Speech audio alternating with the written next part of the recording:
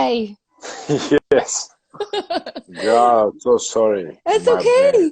Don't worry about it. How are you? What the hell is going on over there? Oh, fuck.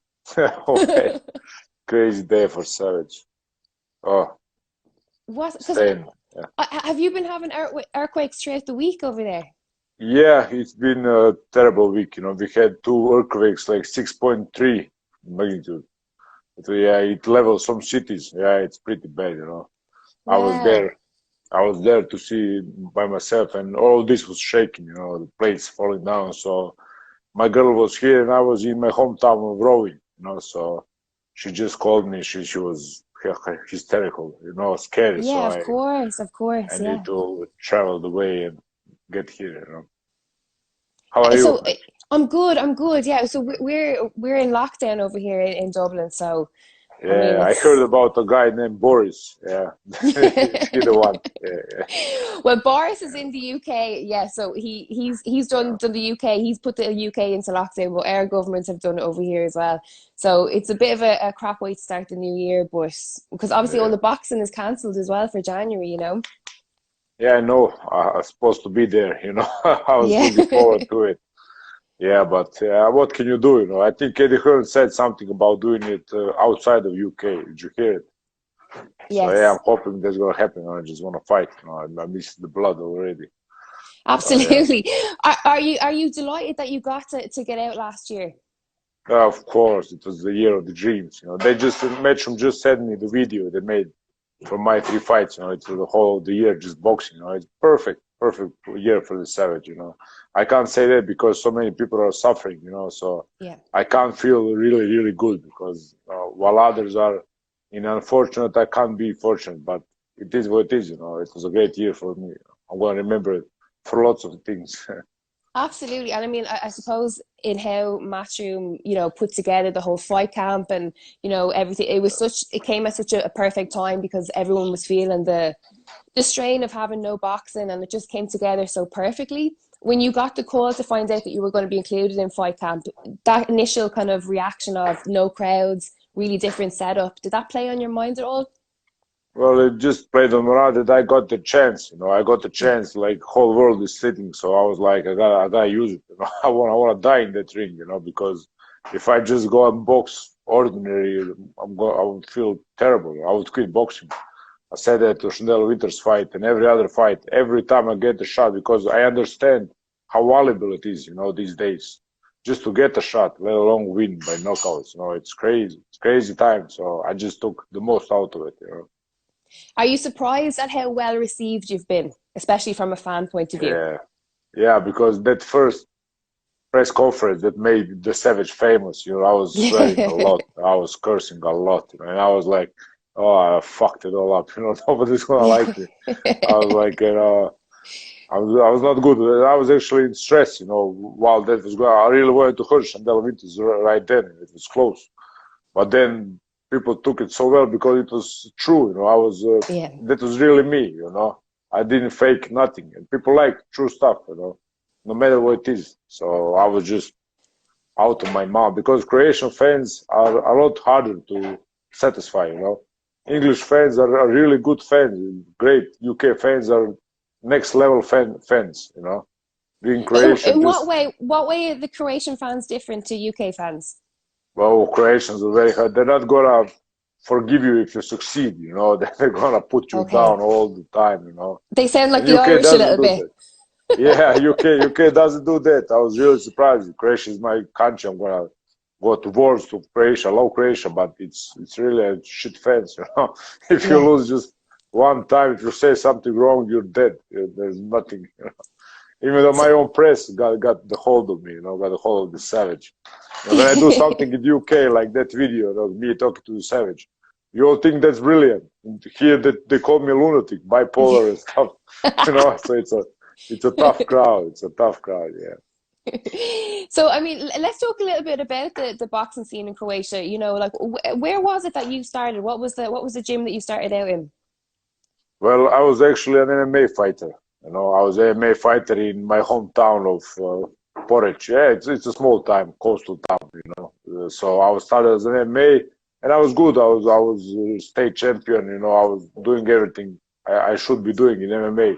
And then I went to this boxing gym in Rijeka, and everybody beat the shit out of me. You know, there's no other way to say it. And then I learned, like, what is this? I was like, what the F? And they were like, this is boxing. And I said, I want to do that. You know? They say you're getting your ass kicked all the time. I don't care. You know? I'm just going to go through with it. And then they broke my nose. They broke my knuckles. They broke my jaw. They broke everything. You know? And I just kept on returning. I just kept on returning. You know? That's all you need in boxing. You know? All you need is heart. All you need is head, strong head. Nothing else. Nothing else. So what was it that initially got you into MMA? Were you there for just fitness, or was it that you wanted to be a fighter for self-defense? How did you end up at the gym? No, I always liked the fight game. You know, I followed all time Pride. You know, the Emelianenko's and Couture's and stuff, and all time UFC. So I wanted to be a fighter, but I was a handball player. I was pretty good. I was also in my national team, and one of my coaches from handball didn't want to let me go because he thought you're gonna do some great career. You know, I was a goalkeeper, but I never saw myself doing that. You know? I was 12 years into handball, so I couldn't just leave. And one time, that coach, handball coach, got something in fight with stuff, and he just left. And then I left the second day, and I went to fight. You know, I always liked the fight game. I always liked the fight game. So, how was your ground game? Yeah, it was pretty shit. You know, so more or less. You're not going back to MMA, is what you're saying? No. I was just a stand-up guy. I wanted to box all the time. The boxing was only Wednesdays, and I couldn't wait for that day, you know, because we didn't have boxing gym, you know, in the area of 200 kilometers, so I couldn't go to boxing. I could only go to MMA and try to do Wednesdays, you know. Yeah, so it's like that, yeah. So, you know, obviously signing with Matchroom, professional boxing, undefeated records, in terms of kind of as everything you would hope for yourself, or how you would hope for your career to go, it seems to be going that way already. But what we kind of find today is that, you know, the pace or the speed of progression is much more increased than it was kind of back in the day. So how has that been for you? You know, have you kind of embraced that, you know, your time is now and you just have to kind of quote unquote roll with the punches and just take all the opportunities as they come? Yeah, listen, I understand that what you just said. You know, you're a smart girl, and because nowadays it's all faster, right? It's much quicker to succeed, and it's much more quicker to fail. If I lost one fight, you wouldn't be talking to me. Nobody would care about the Savage. There was just a Savage. They would make laugh of me. So I knew it, you know, because my whole life I was preparing for that fight, and I went into the fight with Chandel. That was my fight. That was a Savage fight, you know. After that fight, that's it. For Michelson, I was famous. Everybody would want to see the Savage again. But that fight was all or nothing, you know. And I really wanted to die in that ring. And he did caught me with one good punch, and it was all blurry. And I was like, fuck, am I going to end up like this? You know, I didn't train my 10 years for this. So I just go into ultra Savage mode. And I didn't care. I just, if you see my fights, I know you saw them. I just throw punches. I don't care. I broke both of my knuckles every fight. I broke knuckles, I broke my shoulders, I break everything. I don't care, you know, because I feel like I need to give something back to the people, you know, people who are supporting me, so who are looking at me, you know, paying for pay-per-view and stuff. I just feel so obligated to return that stuff, and that is why I'm doing what I'm doing. How does it make you feel knowing that, you know, you've got a profile now and people know who you are? And, you know, when you go to fight or when a fights get announced, you know, you'll have people on Twitter discussing whether you'll win, whether you'll lose. You know, they're commenting on Alen Babic. So how has that been? Yeah, it's most of them are critics still. You know, so it's not hard. I was ready for it. Like I said, you just need to be ready for that. You know, I was 10 years. I waited for that. I waited for that for full 5 years. I thought I was there. You know, so I just needed one shot, and so when somebody said he doesn't have a, I don't know, great weakness, he's not Muhammad Ali, I can't take that seriously. No, it's just funny. It's just funny, and I love them. I love them all. I love all my fans. I love all my critics. Like I said, in UK, you have critics that are good to me. They respect me, but they say something. In Croatia, don't. In Croatia, they wanna put me on the hanging, you know, or let me hang in the middle of the street. You know, so it's a tough crowd. And that is the part of the world that I came from. So everything outside of that is crazy. It's crazy good. Do you think having that kind of background of, we'll say, coming from Croatia and having that kind of, what you say, Croatians being a tough crowd, coming to the UK, being well received, that you sort of are kind of balanced almost, that the critics or the positive end or the criticism, it doesn't really affect you? Yeah, exactly. No, I was ready for it. That's all that matters. And just being ready for it. And the tough crowd like Croatia gets you ready for everything, everything. You know, because in UK there's a lot of support. You know, so if you go to box from UK to Croatia, you're not gonna get that support. You're gonna be on your own. You know, so I learned to be on my own and to not care about what people, because in Croatia my own press is killing me. You know, my own guys. You know. Hrgovic just called Tom Little to train in Croatia for me. You know, it's crazy what Croatians do. It's crazy stuff. You know, this is my girl. Just tell her I hope she's casually okay. walking in. Yeah. So you know, it's a different worlds, and my world is pretty harsh. You know, and I like it that way. I really like it that way. That is the home of the savage. You know. Would you ever consider a move to the UK? Well, I was offered too, but I would really like to stay, you know, because I love my country, and staying in Croatia and living on a UK pay, I think it's a good combination, not other way around. Yeah, absolutely, you know? definitely. Yeah, that's why Croatia is such a good holiday spot as well. Yeah, you know it, But in terms, obviously, we're still not out of the water with everything that's going on with coronavirus and stuff. So everything's up in the air in terms of when fighters are going to get out and when fights are going to happen and different things. But in a perfect world, what do you want to happen this year? Well, in the perfect world, I wanted 10 fights, but that's all already out of the window, you know, because I can't just be in savage boxing, you know, there's going to be 10 shows, how it started. So I just want as much fights as I can. You know. In the perfect world, I would have a fight against my fellow Croatian, Alen. You know, so we will have a fight on the summer, but it's just a perfect world, savage. You know, they don't want the smoke. So let's see. Well, listen, the conversation at the moment is David Price. That's what I've been seeing popping up. Yeah, this is good. This is great. Yeah, I didn't even. Yeah, I never said to Dylan, "Hey, get me the fight," but fans wanted so bad that I started to want it. I really want it now. You know, that's really my dream fight right now, because she's such a tall, long, and schooled boxer. You know, and I'm just a brawler. I'm a demon. So let's just see what happens. I think it would be a great fight, and I would really like that fight. Really. Absolutely. Yeah. Does it make a difference? Can you make it happen? I will. I'll ring Eddie now. I'll let him know. Yeah. But does it make a difference for you when, you know, the fans are that invested and they kind of put it together that, you know, it was sort of like on Twitter, you know, a couple of people started talking about it and then it took off like, oh my God, that's a brilliant fight. We definitely want to see that. Yeah, that's amazing. Listen, on my Twitter, I wrote, I want fans to choose my fights. That's why I made Twitter. That's why I created an account, you know, so I just want to fight what fans want, you know. I don't want to fight like, I don't know, 3 more bums, like they said. They're not bums. All my fighters were good, but I don't want to fight guys. If they want me to fight Mourinho, but I'm going to knock him out. It's going to be the same. You know? He's on the level like Tom Little, maybe, you know. So I don't see what he can do to me. And for David Price, he can do a lot of stuff. You know, I also think I will take him out, but he's a respectable opponent. And it will get my name even more. You know, imagine if when I beat this David Price, you know, and he's your guy. I want to fight your guys. You know, I want you to test me. I want the fans to test me. You're my savage army. You know, I fight for you. I'm not gonna fight for the opponents that I want. Fuck me. You know, just pick my fights. You know, so it's amazing, amazing. Absolutely. Like you mentioned there, obviously the Savage Army and Tom Little as well. And obviously one of the best parts, I think, for the fans in the lead up to the fight with Tom was that you guys had a history of being quite friendly with each other. And then when you were meant to fight each other, it kind of turned. And then after the fight, obviously, you know, you both made it very clear that you had a lot of mutual respect for each other, which I think everyone appreciated. Is that important for you, that you have the character, the Savage, but that you also show a little bit of, you know, who you are, and you have that humility and that respect for your opponents?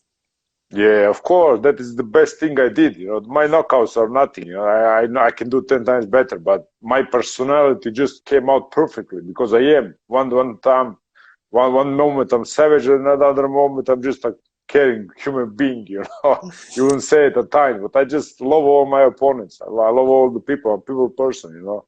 So I wanted to create that, and I created that perfectly, you know. People in UK especially took it means so good, and because you see both of the sides. Yeah. You know, in Croatia we are a little short-minded, how is it, short-sighted. They don't see what I want to do. You know, they don't see it, you know.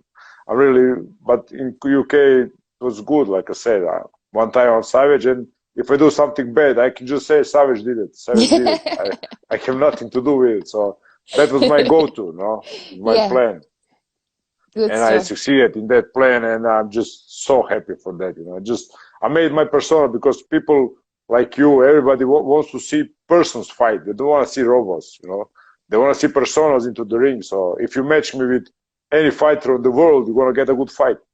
Because there's a lot of character with me and with the other guy, you know, because they all think I'm small, I'm this and this, and I said that's great. You know, people talking about me, it's great. You know. Everybody would say I don't have a six pack, I don't have muscles and stuff. That would be a problem for somebody, but not for me. I like that because people are talking about me. You Hmm. know, so everyone's gonna Well, see my fight. do you like You being know. the underdog? Do you like going into a fight and people saying Yes, that, oh, he's too yes. small for heavyweights, you know, he's not going to be able to get in there with the big guys and different things. You enjoy being the underdog? Yes, of course, but I was never the underdog in pro fight. You see Hmm. the betting sides, that was crazy. I was a much of a favorite in every fight, even in Chandel Winters, and he was the better on every paper, you know, if you Hmm. watch it like that. So I don't know why they make me the favorite. I don't want to be there. I want to be the underdog, you know. I would But like in David Price fight to be the underdog, you know. is it, am I right in thinking this new weight class, Bridgerweight, that you actually walk around at that weight class? Yeah, yeah. Right now I'm about 99, 100 kilos. So that is my class. If they Hmm. make that class official, I'm not gonna even. I couldn't even reach the heavyweights. But my heart is with the heavyweights, you know. So I would drink water. I would do everything it needs to be heavyweight. But of course, I'm interested in that fight, in the Bridgeway. That's my class, and I'm ranked number 8, I think, on that Hmm. class. So I Yeah. would really like a shot to being the first champion ever. So that would be a dream come true. I didn't even know I should be dreaming that. So that would be big, you know. Hmm. I would go, but after that, I will return to my heavyweights. I like them giants. You know that. You know, when you started out on this journey, and obviously you talk about being a champion, and every fighter has their own goals and aspirations that they want to try and reach within the sport. But are you on track? Have you kind of ticked the boxes so far? Yeah, everything is much better than it should be. Much better. I didn't know this. This is. I'm gonna make such a big noise. No, nobody Yeah. could know it. I was number 2 on Twitter. I didn't even have Twitter. Yeah. I didn't know how Twitter works. You know, so it was crazy, crazy. Just being nobody for 10 years in boxing, nobody, and then Yeah. all of a sudden people taking interest in me. You know, I got 30,000 followers in like 1 month. You know, it's crazy. It was crazy times, and I just embraced it because I was so ready for it. You know, I was crying for it because I was Yeah. nearly 30 years old. I didn't have nothing to show. Just Mm. boxing on the villages and the streets and stuff. It was all shit, you know. So Yeah. I was just so glad, and I was so ready. I'm still so ready for it. This is not nearly the end of the Savage, you know. I can go 10 times better. Nobody even tested me yet, you know. Yeah. Does it do you ever have regrets that it didn't happen when you were younger? No, never, because it was the right time, you know. Yeah. No, all of them. I don't know who your god is. I have a lot of the gods, you know. I have all of the Valhalla, so they know what they're doing, you know. Yeah. It's all written somewhere. I'm just riding on the Absolutely. bus. Trust I'm trust just your riding. process. Yeah, I believe in karma and stuff like that. I'm just riding the ride, you know. I'm just passenger seat, you know, just Yeah. watching what Savage does, you know. It's been crazy, crazy good. Absolutely brilliant. Well, before I let you go, I don't want to keep you too long because I know everything that's happened today. You've had a mad day, so I don't want to keep you No, too it's long. cool. You can. Thank you. But we've a load of questions actually from your fans that are watching. So I'm just going to go into the Great. question box Give me and everything. I will, right. Uh, So first one, it's from Bavovic, Bavo. I want to get this right. Bahovic Davud, I think it is, and I he's don't think asked. it is. I don't think that's it at all, but I tried my best. And he's asked, when can we expect you to fight for a title? Well, listen, there is a lot of titles right now. This like millions. So I don't know what he means. It is something like Mediterranean or a major BBC title. But I have Dillian White and Eddie Hearn taking care of my career, so I don't even talk about titles. I'm that kind of guy. I don't ask how much I'm gonna be paid. My coach is crazy. Yeah. How do you know? I don't care. It just sits on my bank account. Oh, it's good. So I don't care about that stuff because I really want to focus on winning. I really want to focus on fight, just being in dog fights, and that's more important for me. Well, I was just about to ask you, does it make you put you at ease knowing that you have someone like Dillian White and also Eddie Hearn that are doing the work for you? Of course. You just get to sit back and train. Of course, they're like the best guys in the world for that. So I'm blessed. I'm blessed to be with Dillian White and Eddie Hearn. Nobody can ask more. Not a single fighter on the earth. So I just let them do all the talking about titles and stuff. They know I'm ready. They know I'm ready every day. So no problem there.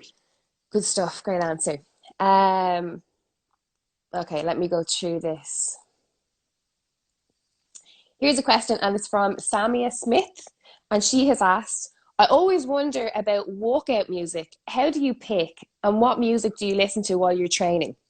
Oh God, that's a perfect question for me, but it's awkward, because I don't think nobody does the music like I do. I listen to old Viking war tribes, Amazing. So I don't listen to, I don't know, Coldplay and stuff. I listen to those pagan gods and stuff. And my coach thinks I'm crazy when he comes into my locker room for the fight. It's like drums and the druids, the English druids. Yes, yeah, I listen to that also, old English songs on the board and stuff. And then for the walkout music, I had my Gladiator song, the Now We're Free, Lisa Gerard, and that was always my dream to walk out on that song. And I made this dream true with the Chandel fight. And then I did it again on Neil Candy and it didn't touch me. I need to feel it. I'm a sensible guy, emotional guy. It didn't touch me. So for the third fight, Savage wanted something more. So I just heard that fight, La Fortuna from, the Love and all. Yeah. La Fortuna. What was the band that Lisa Gerard was in? She was in I only know it as the Gladiator fight. So. Oh yeah, she was there. She was in this band that it's all same type of music, but it's very good. It's very atmospheric. It's really good. So just Savage picks my music. When I hear something, and I see this is it. So I'm just like, I just call the guy and make it. So good stuff. It's all spontaneous. Yeah. I mean, you've just let down a load of Coldplay fans, but don't worry about that. I'm not. They're not gonna watch the fight, probably. So. Aggress Official has asked Savage, if you could fight 3 heavyweights this year, who is it going to be? Oh, David Price, Philip Hrgovic, of course, every day of the week, and third heavyweight. Very good. David Hrgovic. They want me to fight Chisora. So good. Chisora. That's another great fight. Yeah, they want me to fight him, but listen, he's a superstar, I can't just go talking about Chisora. I think he's above these two guys, above Hrgovic, above Price, so he's a superstar, let him enjoy his time. I think we're going to meet. If we meet, it's going to be amazing, fan-friendly fight, because I'm going all in, and with Chisora, he's all in since the day he woke up, so yeah, that'd be Hrgovic, Price, Hrgovic, Chisora. So there's another question from Mark Ashurst, and he's asked, how close is the David Price fight being agreed? I don't know nothing about that. Like I told you, I just fight. I just call out names. I have dreams. Listen, I have dreams. And then in the morning, I called Dillian White. I said, I dreamed that I beat Bakoli. Give me Bakoli. And he's like, I want to fight Bakoli also. Yeah, that's my third guy. So I just said, I want to fight Bakoli. I think he's not a good boxer. I don't like his style. He's a giant. I want to slay the giant. And he's like, yo, bro, chill. He's high ranked, he fights only top 10 guys. Yeah. And I was like, I want to fight him. I just had a dream.